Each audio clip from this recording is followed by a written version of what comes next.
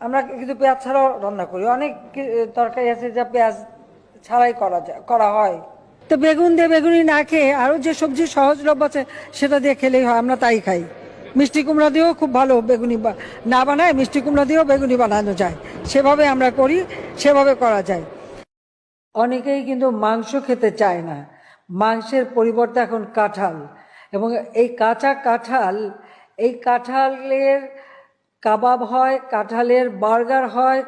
আমরা যদি 12 মাসই কাঁঠাল উৎপাদন করতে পারি, মাংসের পরিবর্তে কাঁঠালটা আমি কিন্তু করি আমাদের বাড়িতে, কাঁঠালে কাবাব করি, মাংসের পরিবর্তে কাঁঠালটা দিয়ে আমরা ওই স্বামী কাবাব বানানো বা বার্গার বানানো। কারণ এখন যেটা করতে হয় যে যখন কাঁঠালের সিজন আসে, কাঁচা কাঁঠাল একটু হলুদ দিয়ে সিদ্ধ করে ডিপ ফ্রিজে রেখে দিয়ে 12 মাস ব্যবহার করি।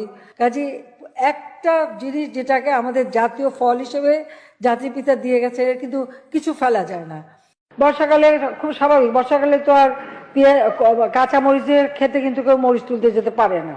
সবাইকে আহ্বান করবো এখন থেকে কাঁচামরিচ কিনে রোদে শুকায় রেখে দেন, বর্ষাকালে যখন দাম বাড়বে ওটা কিছু একটু পানিতে রাখলে কিন্তু আবার তাজা হয়ে যায়, আবার রান্না করে খাওয়া যায়। সহজ বুদ্ধি, আমি তো এটাই বলি, যেগুলি শুকায় রেখে দেন। টমেটো, অতিরিক্ত টমেটো হয়েছে বলছে কি করব, আমরা রোদে শুকায় রেখে দেন। পেঁয়াজেরও তাই, যখন উৎপাদন বেড়ে